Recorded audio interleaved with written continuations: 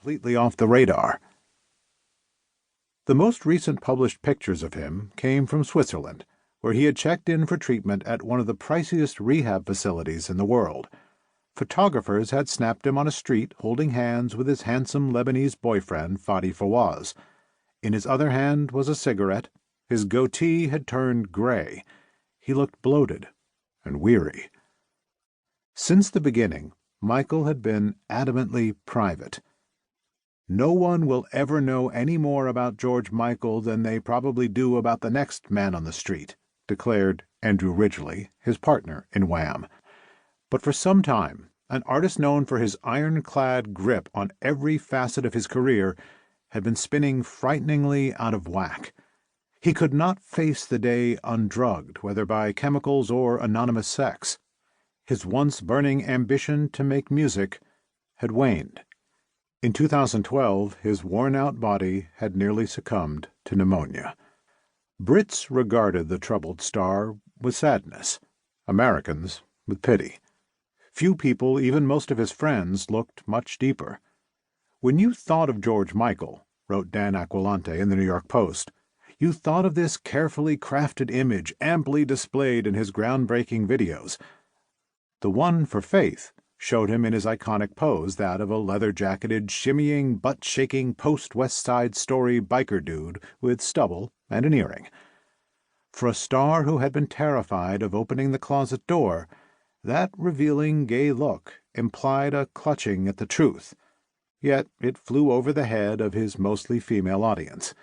To them, said Johnny Douglas, one of his recording engineers, Michael was the most beautiful human being on earth. At the same time, Douglas added, he was the white male soul singer that I think every British lad aspired to be. Yet Michael himself was a confusion.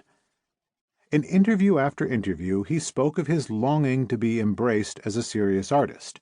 His top 10 single, Freedom 90, found him pleading to be seen for who he really was. "Sometimes the clothes do not make the man," he warned. But fame and its trappings had consumed him since childhood. He defined himself not as a singer-songwriter, but as a pop star, which to Michael was a synonym for king. "He pops the 2 Ps when he says it, and his eyes gleam, giving the term a noble air," wrote the music journalist Rob Tannenbaum. Yet he sang about freedom, with his eyes hidden behind dark glasses. Writer Richard Smith saw numerous Michaels on display, none of them quite convincing. "He always appears to be creating some new fantasy self," said Smith. "And as soon as that betrays him, he tries to kill it off, but then creates a new one to take its place."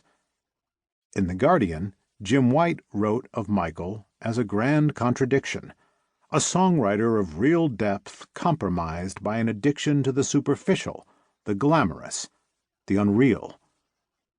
David Geffen, whose mid-90s record label DreamWorks SKG released the singer's most candid album, Older, sensed a man in deep discomfort with all he had fought to attain. "He never seemed to be able to live in the career he'd created for himself," said Geffen. Earlier, he had witnessed Michael's quixotic battle to cut himself loose from the record label, Sony, that had made his superstardom possible. The outcome had not been happy. Michael yearned to hide, yet stood on gigantic stages in front of thousands.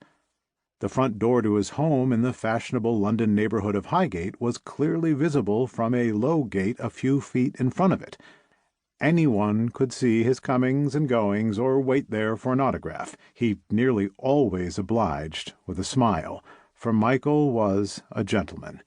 "It was impossible not to like him," said David Bartholomew, one of the countless photographers who took his picture.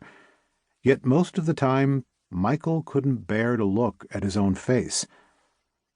A companion of his since Wham called the singer a sad, angry little boy.